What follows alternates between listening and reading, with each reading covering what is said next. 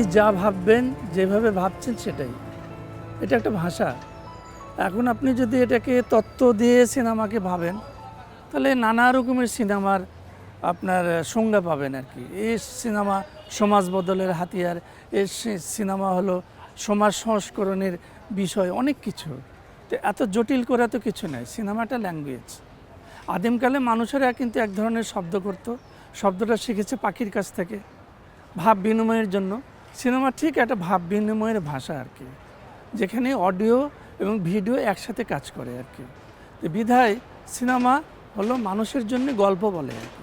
সে গল্পে কি থাকবে, সমাজ বদল থাকবে নাকি স্বৈরাচার বিরুদ্ধে কথা হবে, সেটা হলো যিনি বলছেন তার ব্যাপার, কিন্তু মূলত কিছু বলা এবং মূলত প্রধানত গল্প বলা, এটাই হলো সিনেমা। আচ্ছা, সিনেমাতেও তো মানুষ থাকে, পর্দার ভিতরে তো মানুষ ঘোরাফেরা করে। ওই মানুষগুলো কি এলিয়েন থেকে আসে, দেশ বিদেশ থেকে, কোন বিশ্বের বাইরে থেকে তো আসে না। আমার সমাজ জীবন থেকে আমি তুলে নেই। আমি আব্দুলকে তুলে নেই দারোয়ান হিসাবে, হ্যাঁ, আমার বাবাকে তুলে নেই, মাকে তুলে নেই, তো তারা তো সমাজেরই মানুষ। তো সমাজের মানুষ হিসাবে যখন আমি সিনেমা দেখতে যাচ্ছি, প্রতিটি চরিত্র মনে হয় আমি, নাহলে আমার বাবা, নাহলে আমার মা, অথবা আমার কাজের মেয়েটা। তো স্বাভাবিকভাবে তাদের দুঃখ, বেদনা, কষ্ট সব কিছুই আমাকে টাচ করবে, কারণ মানুষটা তো আমার আর কি। সেটা যে নামেই হোক, যেভাবেই হোক, ও মানুষ কিন্তু আমার। তো প্রকৃতিগতভাবে প্রত্যেকটা প্রাণী জগৎ, প্রকৃতির প্রত্যেকটা বিষয় যখন আপনার কাছে আপন মনে হয়, গাছ বৃক্ষ যেখানে যে বাগানে সব কিছু আপন মনে হচ্ছে আপনার কাছে, তো তেমনি চরিত্রগুলো মানুষের কাছে, দর্শকের কাছে আপন মনে হয়। এটা কিছু বৈজ্ঞানিক থিওরি কাজ করে, যেমন অ্যাপারেটাস থিওরি নামে একটা কথা আছে, যে যন্ত্রের মাধ্যমে একটা ছিদ্রপথে আলো দিয়ে ক্ষুদ্রভাবে একটা জিনিসকে পয়েন্ট আউট করে দেখানো মানেই হলো আপনার মনোযোগটা পৃথিবীর সব কিছু থেকে বিচ্ছিন্ন করে ওই ফোকাস বিন্দুতে আমি নিলাম। তুমি ওই মানুষটাকে দেখো, ওই মানুষের কাছে ওই মানুষের চোখ দেখো। তাহলে এখানে কিছু যন্ত্রের কিছু কারুসার্য আছে, এই কারণে সিনেমা দেখে হাসে কাঁদে। আপনি যদি একটা লং শটে হাসান, কোনো মানুষ কিন্তু হাসবে, কিন্তু লং শটে কারোর চোখের পানি কিন্তু কেউ দেখতে পাবে না, কাঁদবে না। স্বাভাবিকভাবে কিন্তু এখানে যন্ত্র, আপনি কাছে নিয়ে যাচ্ছেন, চোখে পানি পড়ছে, ঠোঁট কাঁপছে, অনেক কিছু এক্সপ্রেশন হচ্ছে। তো এখানে কিছু যন্ত্রের ব্যাপার আছে, অন্ধকার ঘর আছে, পৃথিবী বিচ্ছিন্ন একটা জায়গা আছে, যেখানে সমাজ সংসারে কোনো কথা, কোলাহল কিছুই আসে না। স্বাভাবিকভাবে তখন সিনেমাটা একটা ইলিউশন তৈরি করে মানুষের মনে আর কি। এটা থিওরিটিশিয়ানরা বলে আর কি।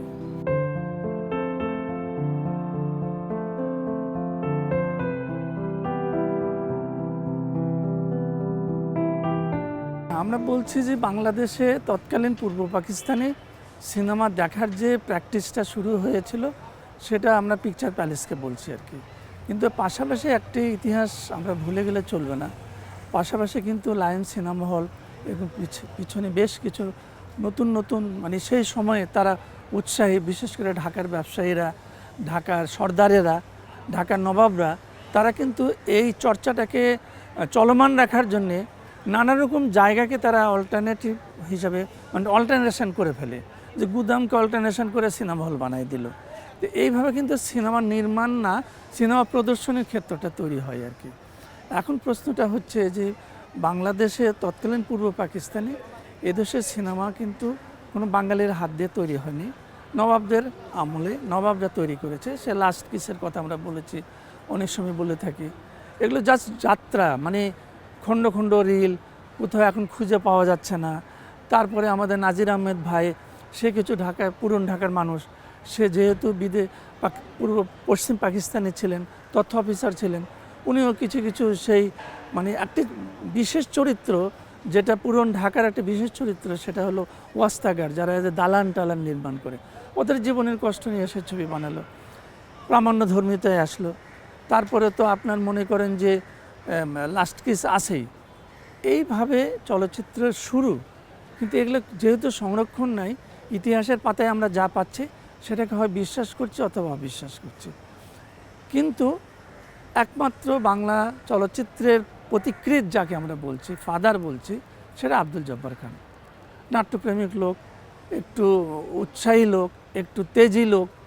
সে বলেছে বাংলাদেশে সিনেমা, তৎকালীন বাংলাদেশে সিনেমা হবে, যদিও এই দেশের যারা প্রযোজক ছিল, প্রযোজক অর্থ হলো অর্থ নিয়োগ করবে, ছবি নিয়ে এসে প্রদর্শন করবে, এখানে কোনো রকম রিস্ক নিতে হবে না।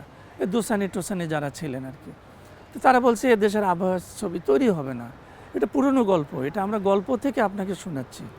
এটা পাঠকরা যারা সিনেমা পড়ে তারা কিন্তু জানে। তারপর স্মরণ করছি আমরা যে ওই সময় আব্দুল জব্বার খান নিজে রিস্ক নিল যে সে ছবি একটা বানাবে আর কি।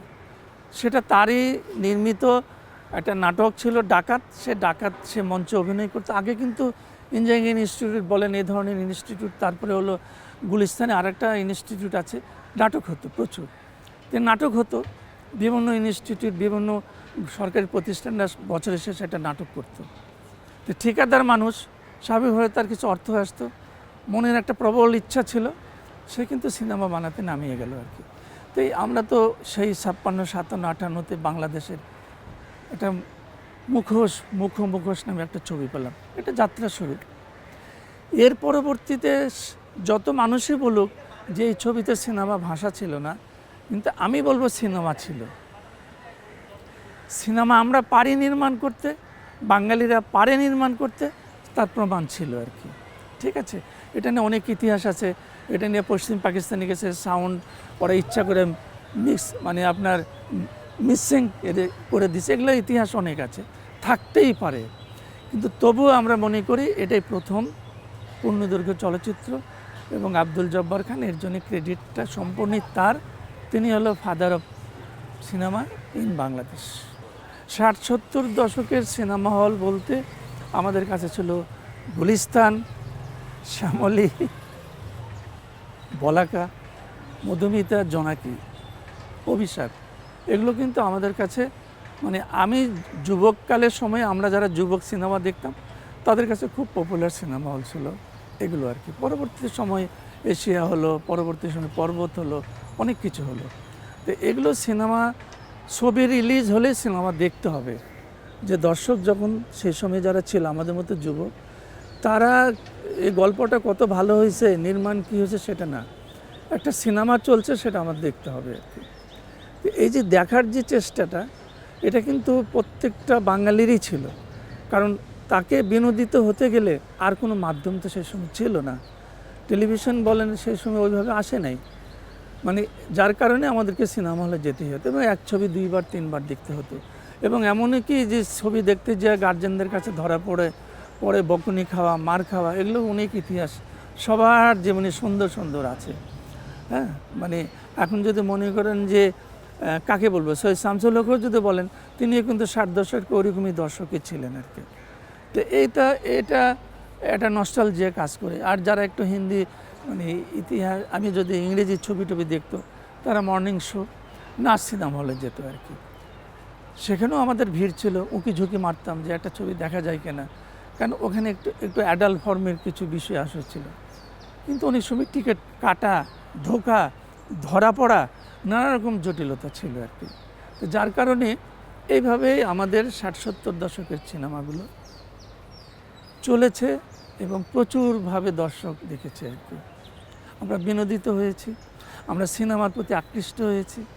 কেউ সিনেমা বানানোর জন্য নেমে গেছে, অন্য বিষয় নিয়ে পড়াশোনা করা থেকে বাদ দিয়ে এসে সিনেমা শেখার জন্য এফটিসিতে ঢুকে গেছে। সেরকম বহু পাগলের খেলাধুলা সেই সময় ছিল। মনে করেন ওইরকম পাগলের দলে আমি একজন পাগল ছিলাম।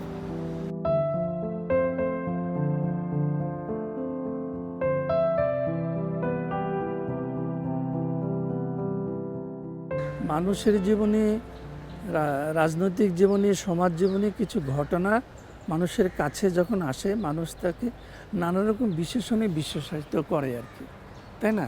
স্বৈরাচার দমন, স্বৈরাচারী আমল, আপনি বলছেন যে সিনেমার স্বর্ণযুগ, মানুষে কিন্তু বলছে আর কি। তার প্রচুর যুক্তি খুঁজলে কিন্তু আমরা পাবো না আর কি। স্বর্ণযুগ বলা হতো যে সিনেমাকে সবাই পছন্দ করতো, সিনেমা সবাই দেখতো, প্রতি সপ্তাহে নতুন সিনেমা মুক্তি পেত, সে ছবির মান যাই হোক সিনেমা সবাই দেখতো। এবং এমনও দেখা গেছে যে 52 সপ্তাহে 2টি ছবি রিলিজ হওয়াতে 100-র অধিক ছবিও রিলিজ হয়েছে। তো এই সময়টা যেহেতু সবাই সিনেমা দেখছে, প্রচুর সিনেমা শুটিং হচ্ছে, প্রচুর শিল্পীরা কাজ করছে, এফডিসিতে অসংখ্য জায়গায় ক্যামেরা অ্যাকশন কাট চলছে, গান বাদ্য বাজতেছে। এই সময়টা কেমন মনে হয় ঠিক স্বর্ণযুগ বলার জন্যে মানে একটা উদাহরণে আনা হয়েছে আর কি। এখন সেটার একটা মোমেন্ট ছিল আর কি, তৈরি হতো, নির্মাতা তেমন ছিল, শিল্পীরা তেমনই ছিল, তেমন অর্থ হলো দর্শকের পছন্দের ছিল আর কি, যে তারা যে কথাটা বলছে সেটা ঠিক বলছে, সুন্দর বলছে আর কি। তো এটার বিশ্বাসের জায়গা এবং তাদের দীর্ঘ কর্মজীবনের যা কিছু করেছে তার মধ্যে থেকেই দর্শকরা কিন্তু বিশ্বাস অর্জন করেছে যে আমজাদ হোসেন মানে গ্রামের গল্প এমনভাবে বলবে যে এর মধ্যে অবিশ্বাস্য কিছু খুঁজে পাওয়া যাবে না। ইবনে বিজান মানে একটি পরীকে আকাশে উড়াবে, তার মানে সে রিয়ালি উঠছে আর কি। এই বিশ্বাসযোগ্য জায়গা থেকে দর্শক দেখতো এবং প্রচুর দেখতো। একজন নির্মাতা হিসাবে আমি মনে করি আপনি যদি দর্শকের মনে আপনার চিন্তা আপনার স্বপ্নটা যদি বিশ্বাসযোগ্যভাবে না তুলতে পারেন, তাহলে আপনি যা কিছুই বানাবেন, যত ভালোই বানাবেন, আপনার মনোজগতে যতই সেটা ভালো মনে হোক, দর্শক গ্রহণ না করলে এটার কোনো মূল্য নাই আর কি। তো স্বাভাবিকভাবে হয়তো এখন আমরা যেটা দেখছি, শুধু তো বানালে হবে না, সেগুলো তো প্রদর্শনের একটা ক্ষেত্র লাগবে, তাই না? আগে তো থাকে না। তো ওই সময় সিনেমা হলও তো প্রচুর, প্রায় 250-300 সিনেমা হল সারা বাংলাদেশ জুড়ে হয়ে গেল মানুষের প্রয়োজনে, দর্শকের প্রয়োজনে আর কি। তো এখন সেই সিনেমা হলগুলো বন্ধ হয়ে যাচ্ছে। কী কারণে বন্ধ হচ্ছে? সিনেমা হল মালিক বলছে যে আমার প্রোডাক্ট নাই, কন্টেন্ট নাই, সিনেমা নাই, দর্শক আসে না। আবার আমি নির্মাতা হিসাবে বলছি যে আমি বানাচ্ছি কিন্তু সিনেমা হলে দর্শক আসছে না, বা আমি বানিয়ে কোথায় দিব, সিনেমা হল তো নাই। এই যে পারস্পরিক একটা দ্বন্দ্বের ভিতরে পড়ে এটা এখন আমি যদি বলি সিনেমা এখন একদমই পুরাটাই খরাকালে চলে গেছে।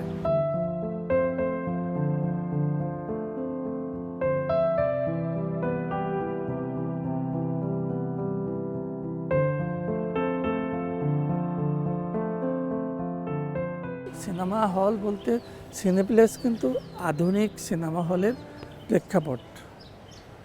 এখানে একটা রুচির ব্যাপার আছে এবং টেকনোলজিরও ব্যাপার আছে, বিশাল অঙ্কের ইনভেস্টমেন্টের ব্যাপার আছে আর কি।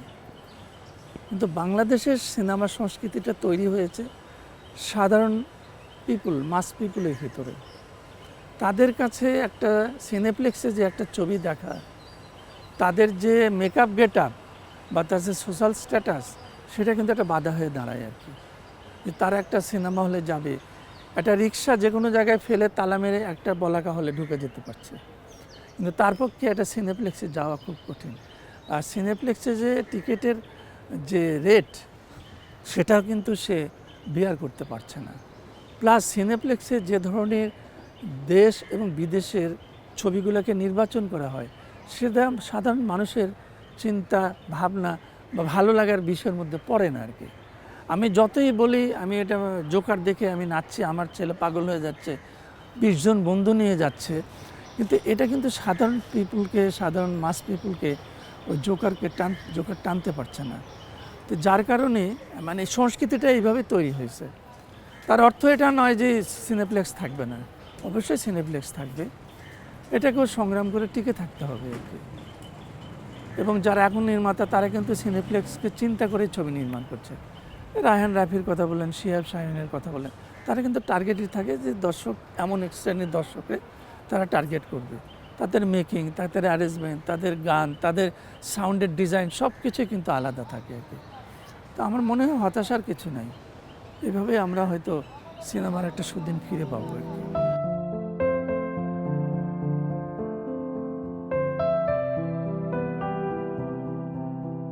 উত্তরণের পথ সিনেমা তো বিশাল জনগোষ্ঠীর দ্বারা তৈরি হয়। দেখেন আমি একটা মানুষ কথা বলছে, 3 জন লোক পেছনে আপনারা দাঁড়ায় আছেন, তাহলে 3টি মানব শক্তি এখানে কাজ করছে আর কি। তো সিনেমা তো একই রকম না, একটা সিনেমার শুটিংয়ে কত লোকজন লাগে আর কি, এবং যেখানে দেখাবো সেখানেও লোকের প্রয়োজন হচ্ছে আর কি। তো এখন এই প্রত্যেকটা মানুষকে, সবাই যারা সিনেমা বোঝে, বুঝতে চায়, সবাই যদি একত্র না হয় তাহলে এই জটিল সমস্যার সমাধান করা খুব কঠিন। অ্যাজ এ ফিল্ম মেকার হিসাবে আমি লায়নের খালেকরে বলছি, হ্যাঁ আপনি সিনেমা হল চালাচ্ছেন, ঠিক মতো চালাচ্ছেন না, আমার ছবি চালাচ্ছেন না, এই চালাচ্ছেন না। আমি অভিযোগ করতে পারি, কিন্তু তার অভিযোগটাও তো আমাকে শুনতে হবে যে ভাই আমি সিনেপ্লেক্সে একটা ছবি নিয়ে এসে চালাইছি, এটা এক সপ্তাহে 36 জন ছেলে আমার লোকজন ছবিটা দেখেছে, আমার এয়ার কন্ডিশন বিল, স্টাফ বিল আমি কোত্থেকে দিব?